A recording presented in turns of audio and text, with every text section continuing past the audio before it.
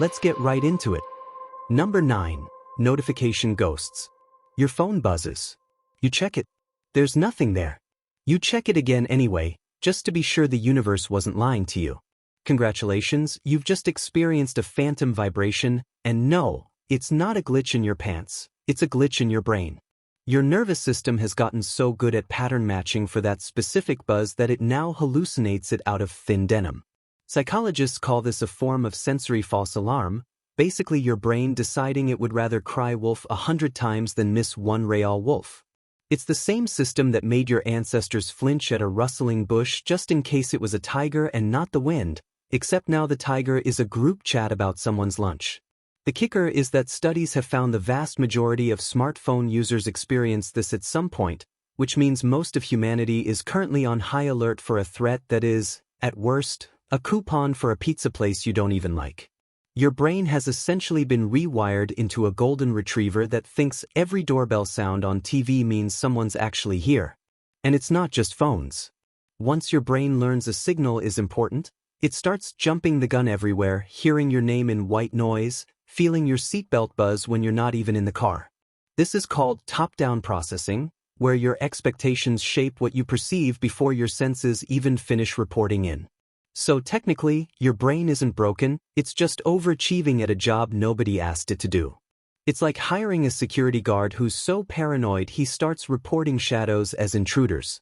Somewhere along the way, convenience turned into compulsion, and now checking your pocket is basically an involuntary muscle twitch, right up there with blinking.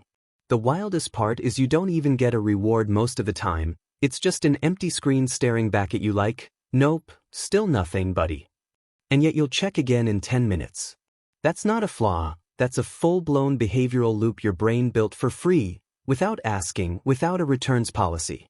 Basically, your pocket has become a slot machine, and you're the world's most loyal gambler who never even wins. Number 8. Doomscroll Autopilot. You open your phone to check one thing. 40 minutes later you're watching a raccoon wash cotton candy for reasons your rational brain cannot explain. This isn't a willpower problem, it's a dopamine ambush.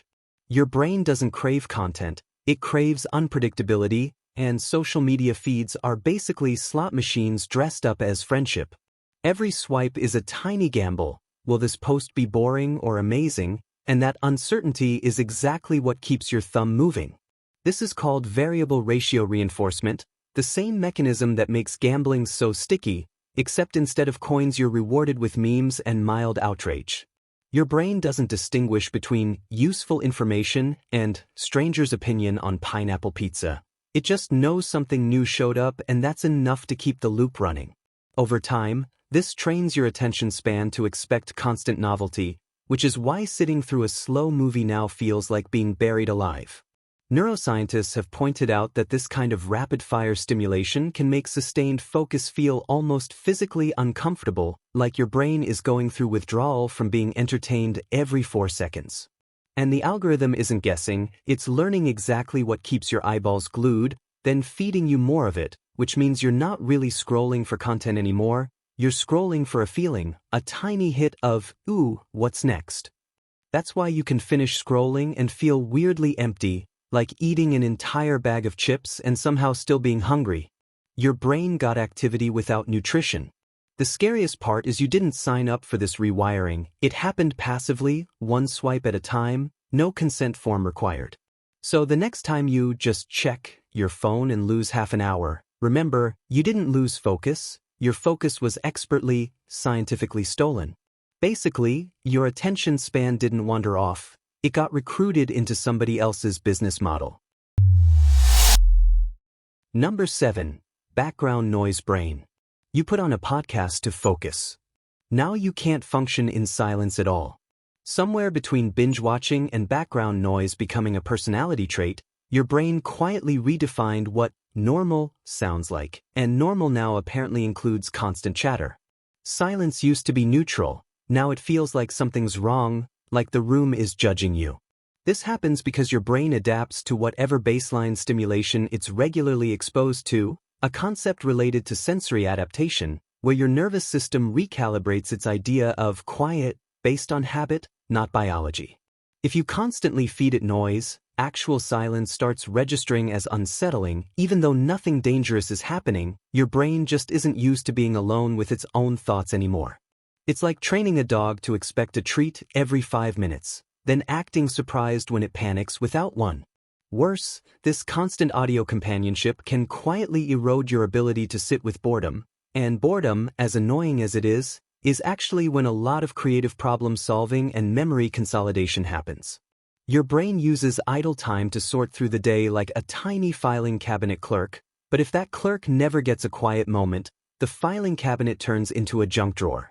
Some researchers have noted that people increasingly reach for stimulation the moment boredom creeps in, essentially skipping the mental downtime their brain needs to process information properly.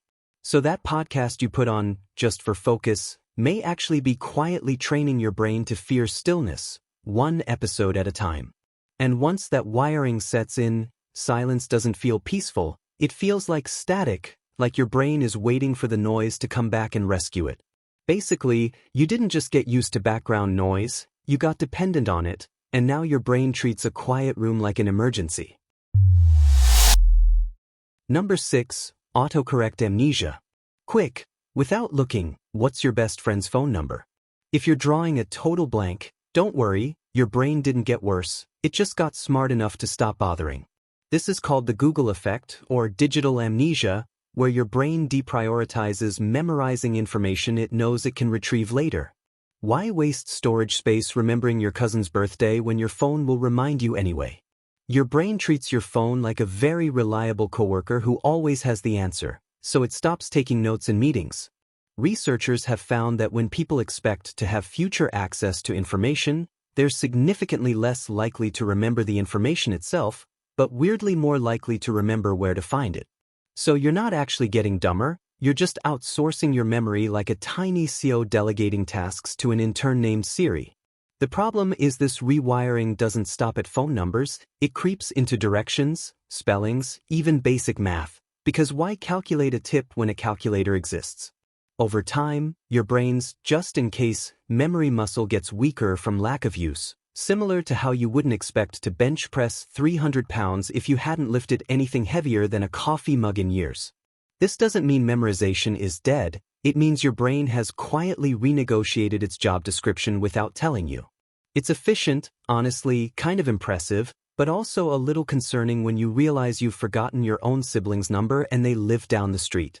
So next time you blank on something simple, don't panic, your brain isn't broken, it just fired itself from a job your phone offered to do for free.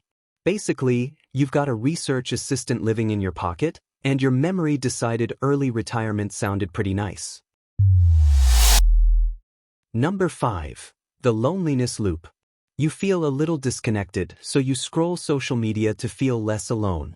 Somehow you end up feeling more alone than before. This isn't bad luck. It's a well-documented irony of how your brain processes online connection versus real connection. Watching other people's curated lives triggers social comparison, a mental habit where your brain automatically measures your behind-the-scenes reality against everyone else's highlight reel. Spoiler, your average Tuesday will never compete with someone's beach vacation slideshow. This constant comparison quietly convinces your brain that everyone else is thriving while you're sitting in sweatpants eating cereal for dinner, which, statistically, plenty of them probably are too, they just didn't post it. On top of that, scrolling gives your brain a shallow imitation of social interaction, enough activity to feel like connection, but without the actual emotional nutrients real interaction provides, like eye contact, tone of voice, or someone actually laughing at your joke instead of sending a thumbs up.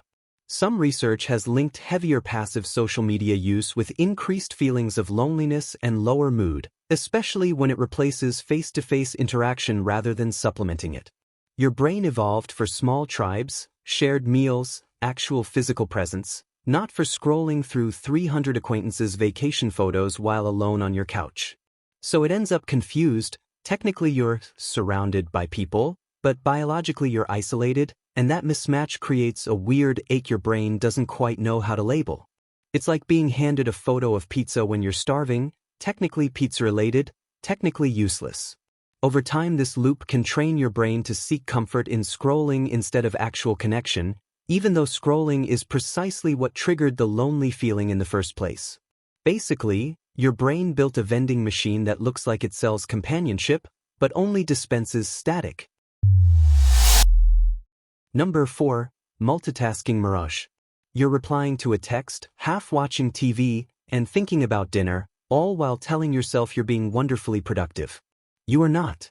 What you're actually doing is rapidly toggling attention between tasks, and every single switch costs you time and mental energy you don't even notice you're spending.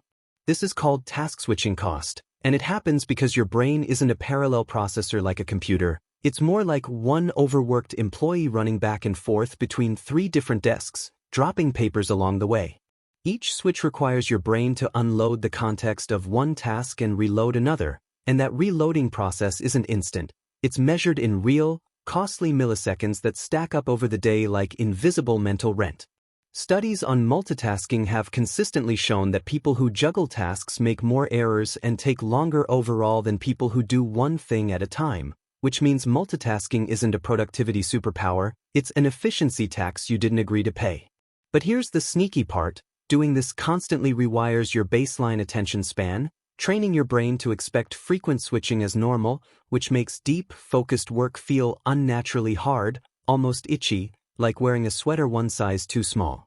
Your brain starts treating sustained focus as the unusual event and fragmented attention as the default setting, which is exactly backwards from how your brain evolved to function.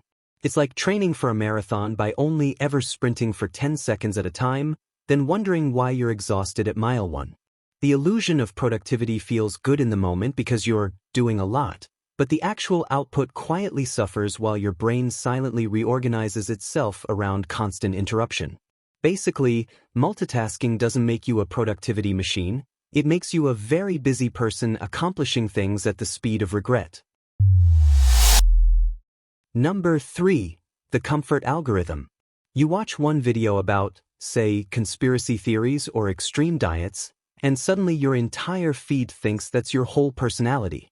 This isn't your brain's fault initially, it's an algorithm's fault, but your brain happily takes the bait and runs with it. Recommendation systems are built to maximize watch time, not truth or balance, so they feed you more of whatever kept you watching, creating a narrow tunnel of content that increasingly confirms whatever you already lean toward. Your brain, meanwhile, is wired with something called confirmation bias, a built-in tendency to favor information that agrees with existing beliefs while conveniently ignoring anything that contradicts them. Combine an algorithm designed to maximize engagement with a brain designed to seek comfortable agreement, and you get a feedback loop so tight it could double as a hula hoop. The more specific content you consume, the more specific content you're shown, and the more specific content you're shown, the more your brain treats that narrow slice as representative of reality, even when it's about as representative as judging all weather from one thunderstorm. This is sometimes described as a filter bubble, where your perceived world quietly shrinks without you noticing the walls closing in. It feels like you're exploring more because there's an endless stream of content, but really you're pacing a smaller and smaller room dressed up to look infinite. Over time, this can make opposing views feel not just wrong but bizarre or hostile, since your brain has been gently marinated in one flavor for so long it forgot other flavors exist. It's less like an open library and more like a hallway of mirrors, every reflection just a slightly different angle of the same idea. And the unsettling part is you didn't choose this narrowing on purpose, it happened one recommended video at a time, each choice feeling small and harmless. Basically, your brain thinks it's exploring an ocean of ideas, when really it's doing laps in a very well-designed bathtub. Number 2. The instant gratification reset.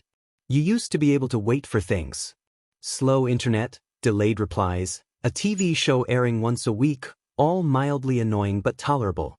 Now a 5-second loading screen feels like a personal betrayal from the universe. This shift isn't just impatience, it's a genuine recalibration of your brain's reward expectations.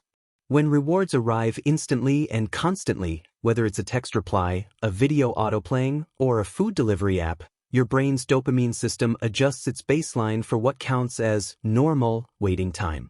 This means anything slower than instant starts registering as actively unpleasant, even if it's objectively reasonable. Psychologists describe this general pattern as a shift in reward sensitivity, where repeated exposure to fast, frequent rewards makes slower, less frequent rewards feel less satisfying by comparison, sort of like how a diet of extremely sugary food makes a plain apple taste like sad cardboard. It's not that patience disappeared from human biology, it's that your environment stopped requiring it, so the mental muscle for tolerating delay quietly atrophied from disuse. This has ripple effects beyond streaming buffering. It touches relationships, careers, personal goals, all things that require sustained effort without immediate payoff. Waiting 6 months to see progress at the gym, or years to advance in a career, starts to feel almost unbearable when your brain has been trained on a diet of instant everything.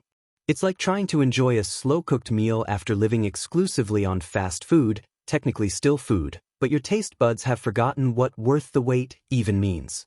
The unsettling twist is that this rewiring makes long-term goals feel harder specifically because modern convenience made short-term rewards so easy, creating a strange paradox where the more instant gratification you get, the less capable you become of pursuing anything that isn't. Basically, your brain got so spoiled by instant rewards that patience now feels like a foreign language you used to speak fluently. Number 1. The comparison mirror. You scroll past a stranger's gym selfie, their vacation photo, their "just landed my dream job" post, and somehow feel worse about your own perfectly fine Tuesday. This happens because your brain runs an automatic, mostly unconscious process called social comparison, constantly measuring your situation against others nearby, except now, nearby includes several hundred strangers with excellent lighting and zero context about their actual lives. Historically, this comparison mechanism was useful for small communities, helping people gauge status, safety, and resources within a tribe of maybe 50 people. Now it's been hijacked by a global highlight reel, comparing your unfiltered, full-context existence against everyone else's carefully edited best moments. Your brain doesn't automatically apply the disclaimer, "This is fake and curated." It just registers the input as data and reacts emotionally as if it's a fair comparison. Over time, repeated exposure to this skewed comparison can quietly chip away at self-esteem, even in people who otherwise feel confident, because the sheer volume of comparisons adds up like tiny paper cuts you don't notice until you're covered in them. It's like being handed a measuring stick that's secretly rigged and being asked to judge your own height without knowing the ruler is broken. The wild part is your brain does this automatically, without asking permission, simply because scrolling puts a constant stream of comparison material directly in front of it.